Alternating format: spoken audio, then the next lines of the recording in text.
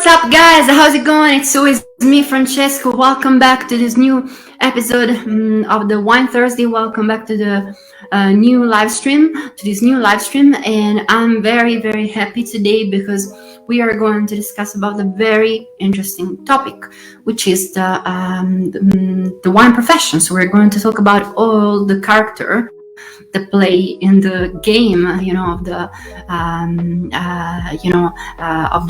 winemaking, but not only all the say main figure that are playing in the game of the wine business, I would say.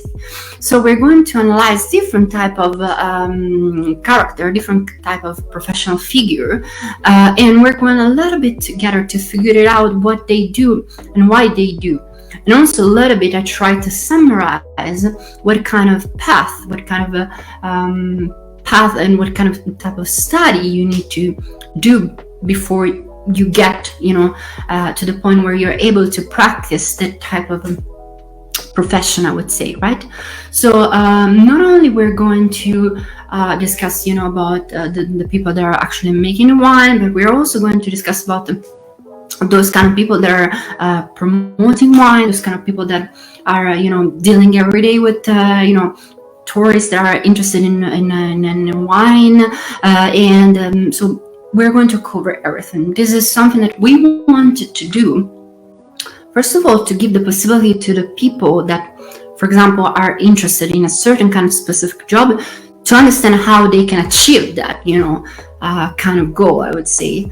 But at the same time, we want actually to a little bit like to introduce a new kind of format, I would say, because in the future, in the next live streams that we're going to do in the following months, I would say we are going to change format. Actually, we're going to try to invite lots of different professional figures of the world of wine, and we're going to discuss with them about their profession, their job, their idea, their concept of wine. So also we wanted to do this live stream in order to prepare all the people that are following us.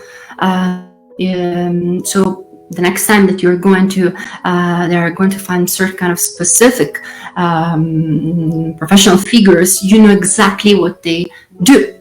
So I would say we can start with, of course, the, let's say, typical professional figures, which is the enologists. So I would like to start from the enologists because, of course, we have different things to say about the enologists. First of all, not every winemaker is an enologist. Sometimes, people tends to, be kind of confused. They ask, so what kind of degree should a winemaker have? Not all the winemaker has a degree, first of all. So this is also a profession that you can learn by working in a cellar every day and learning the, in a practical term, what you should do. Of course, it exists a professional figure, which is the enologist. So let's try to summarize a little bit what the enologist does. So first of all, the enologists work, let's say, in between the vineyard and the cellar, I would say, and it's the person that, generally speaking, can control all the phases of production, from the growth of grapes to the vinification, to the bottling, to also the wine aging. As we always said, it's so important also to wait a little bit of wine aging before it's released on the market. That was actually the argument of the last live stream. If you want, you can go back and watch the replay. I think it will be very interesting for you. Anyway, if we want to summarize the main let's say responsibility of the enologist is just to be sure that the production of the wine will be done in the perfect way, will be made in the perfect way, and that will be correct from the chemical and organoleptic point of view, but not only, also from a point of view of the law, let's say, also because especially if you are if you are working for producing wine in a DOCG, like for example, sorry, pardon me. I wanted to say, if you are producing a wine which is labeled with the DOCG band, you have certain kind of laws to respect, and you have lots of things that you need to keep under control from the point of view of the law. So it's also very important that a good enologist, but in general, a good general manager of a winery, of course, knows about the laws of the wine. That's very, very, very important. And this type of figure work constantly with the responsible with. And let's say he's in charge to be the supervisor also of the cellar. Also, most of the time you have also the cellar hand, the cellar man, which take care, let's say, on a practical way, on a daily basis of the cellar. But anyway, he always go and report to the enologist about everything that is happening. In terms of the cellar, and also generally speaking, the enologist, but more in general, the general manager of a winery is also responsible from the point of view of the strategic, let's say, strategic point of view. It's also responsible for the commercial side of the thing, the marketing side of the thing, most of the time. So, and of course, I wanted also to say that it's very important to underline the fact that, generally speaking, nowadays you don't find, again, as I told you before, don't find always an enologist, which is the chief in charge, the general manager of a winery. You can also find in Italy, for example, people that has let's say a high school diploma, because in Italy we have, of course, a different system, and they studied in a say a special kind of school, specific kind of school, which is completely dedicated to agriculture. So they has a diploma in agraria, in agronomy, I would say, right? So these are also people that anyway are super competent when it comes about this kind of topic. And anyway, so we're just speaking in general, of course. I don't want to we're just trying to summarize, as always, but of course I wanted also to underline this aspect. And I want to say also that the let's say professional figure of the enologist changed quite a lot over the course of the last I would say 10-20 years. If we go back, if you look back at the 90s and the 80s, the enologist was really more like, closer to the, blender, what they call in French négociation. So a person that was like all day into a laboratory, blending wine, making analysis of the wine. As I told you, literally. Even when an enologist is working in a winery, he's responsible for the healthiness of the wine, and in general, so he's responsible to take care of the wine, and also to make a wine analysis, and also to keep it under control from the point of view of the chemistry side and so on. But again, during the 90s and the 80s, it was more, like a consultant that he was working in some laboratories, and he was more like a consultant for other wineries. He was working for multiple wineries, and of course, he was not some kind of enologist that was working, let's say, on a practical way in the field also, because, as I always say, the wine is something you do in the fields. You do in the vineyard wine first, and I mean, everything starts from the grapes. So you need to work perfectly in the vineyard. You need to be there. You need to follow everything. So, again, in the past we had a little bit more the tendency, the enologists at least, they had more the tendency to be more like wine analyst and less, let's say, I would say agronomist, viticoltori, as we say in Italian, taking care about viticulture. Anyway, the next professional figure I would like to talk about is the agronomist. Of course, agronomist, it can also be one of those kind of figures that can also be in charge and responsible for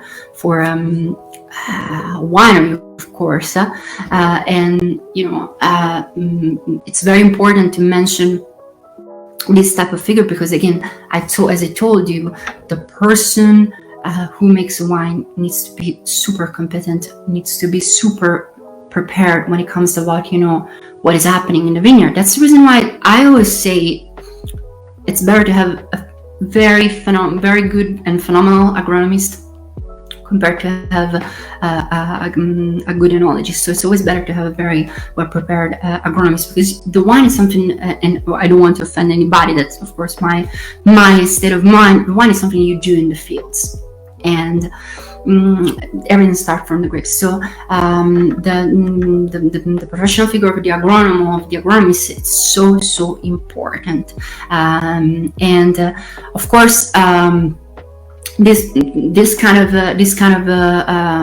professional figure can be also that kind of figure that coordinate the phase of evaluation project, of the implant of the vineyard, but it's also the responsible of the managing of the vineyard in itself, and that's the reason why it's so important.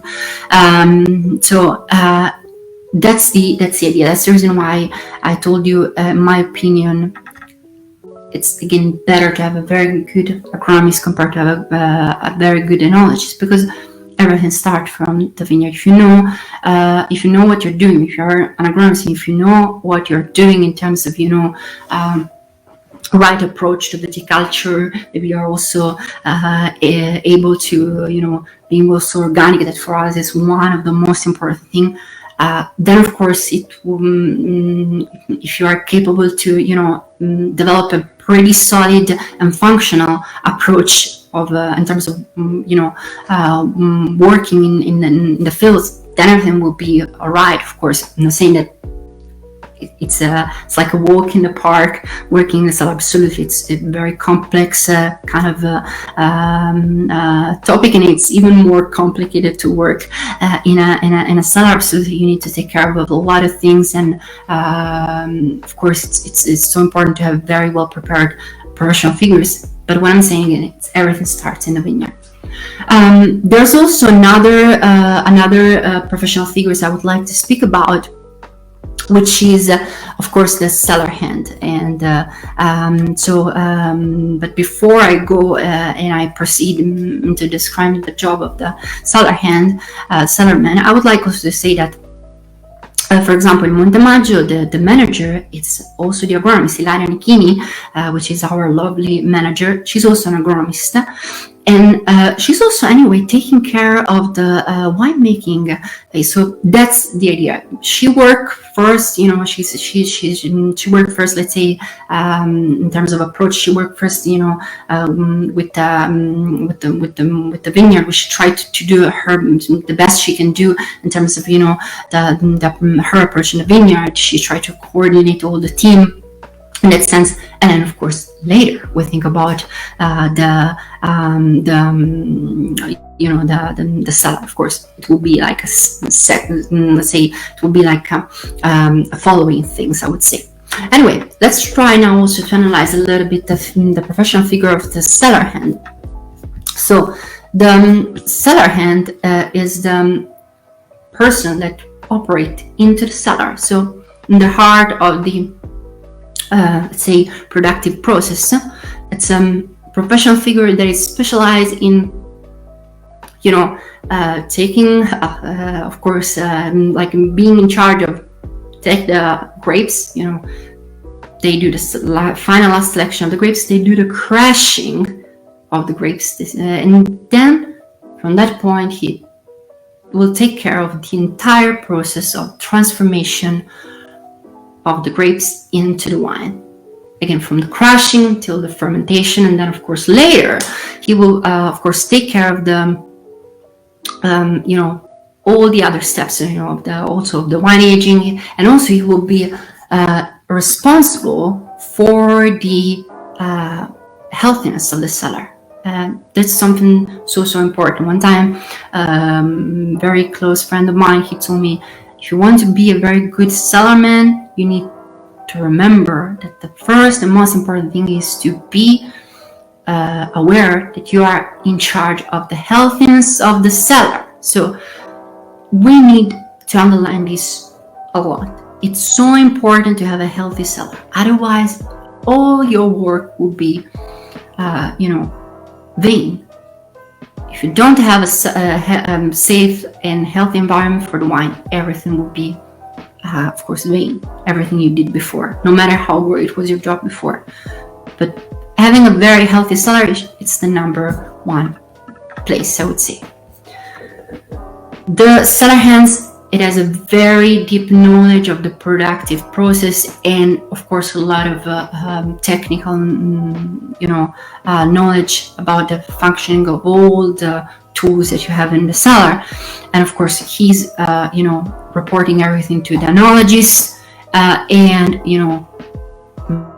he try also to coordinate the team that maybe he needs also to work with, and he follows the instruction of the Enologists, and also he coordinates the team, and of course he needs to again be perfectly aware that one of the first and most important things that he needs to do is to take care of the healthiness of the cellar. Okay, let's proceed now. So the next professional figure I would like to talk about not always work for one specific winery, but it can also be let's say professional figure that work for multiple wineries. Again, this is also valid for agronomists. It can be consultant or also for enologists. So the next figure is the wine ambassador. So let's now try to clarify a little bit what's this kind of figure. So first of all, this is some kind of professional figure that arrived a little bit, later. There's no such a thing like one path to become a wine ambassador, I would say. And of course, as we said before, if you want to be an enologist, you need to have a bachelor degree. If you want to be an agronomist, again, you need to have a bachelor degree, or at least, you should have studied at, if you have like an Italian system, you should have studied at the high school of agronomy and have a diploma of perito agrario, I would say. With the wine ambassador, is a little bit more, let's say, it's a little bit different, the path that you can have, because you can also come from different wine disciplines. So this person is the person that is in charge of being in first line to take care of the sales of the product, communication, and is basically the brand ambassador of the company, and he promotes the products, the history, and the point of strengths on the market. And he of course has technical knowledge on the products and very good good skills in terms of relationship with people. This person is a little bit like an evolution of what it was a salesman. Of course, still nowadays we have salesmen in the wine world, in the wine business, but at the end of the day, of course, there are also this kind of very specific kind of professional figures that we can say, if you compare them with sales representative, the wine ambassador should have a little bit, more, let's say, practical knowledge and technical knowledge at the same time on the product. So most of the time they are sommelier. Most of the time, again, they are people that has so much experience in terms of wine, so they are capable to communicate about it in a very effective way to people. So they're some kind of person that have this very there's very beautiful and amazing skills in terms of communication. Next, so the next figure I wanted to analyze, it's called with different name. Actually, I was reading an article a couple of weeks ago that actually gave me the inspiration for this live stream, and they were calling this kind of professional figures like a wine educator. In some other article, they were calling this professional figures like wine specialist. Some other article, they were calling this kind of professional figure like a wine guide. It's usually a person that teach to people about wine. This person can work for a specific winery and can guide people during wine tasting, wine tours, and also promoting the philosophy of the winery and so on. Or also can be like a let's say freelance, can be hired for also like wine courses. So he will teach you about wine, and he will of course improve so much your knowledge about wine, giving you the tools to understand, generally speaking, the wine. So it has a lot of different name, but more or less is the same kind of figure. It's some kind of very specific kind of character, let's say, that it can really teach you about wine, helping you to improve your skill. Next professional figure. Just like the wine ambassador, wine educator, wine guide, the wine hunter is most of the time a sommelier. So a person that, again, studied about wine, studied about, tasting technique and so on. But the wine hunter is a little bit more like a tricky figure, I would say. Wine hunter is usually a person that is hunting for wine. So he's also probably a wine educator. So wine person that, of course, teach about wine to other people.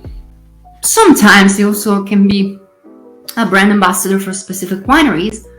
But at the end of the day, his job is just to, find very special wine for the people that ask to him. So usually take care of the list for create what we call in Italiano le liste the wine list for people that want to create a wine collection, or sometimes he works more like a buyers for restaurants. So it's a very he has different kind of let's say, of course, knowledge. He can also be considered like a salesman, I would say. But at the end of the day, he's a wine expert that is hunting for the perfect wine.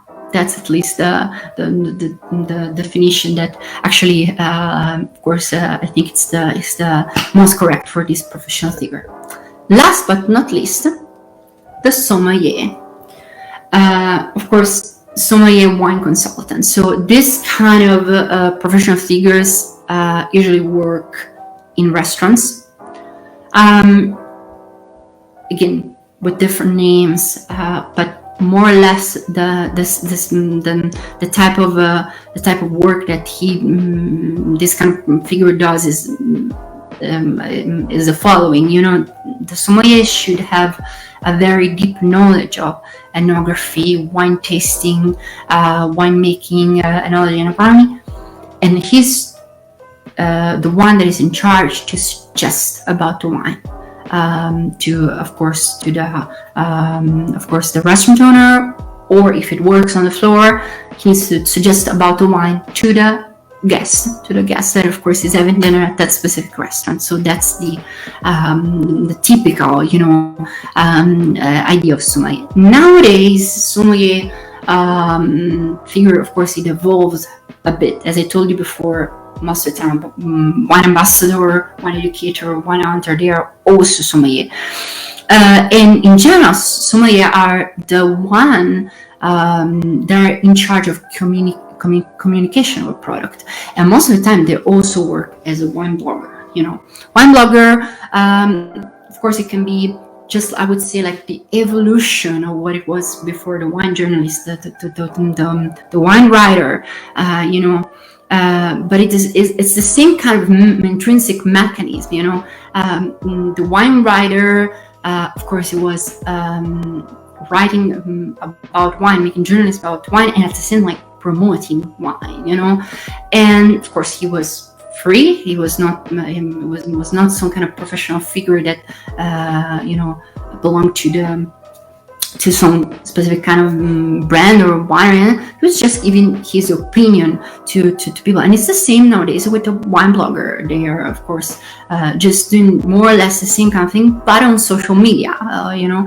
And that's a bit of it. And of course, maybe you are a person that, of course, is just starting with the world of wine, want to know a little bit more knowledge. Well, there's a lot of very valid wine blogger out there that can really give you help to, you know, first of all, improve your knowledge, and also to find some very valuable wine. That's the beauty of this kind of profession, I would say.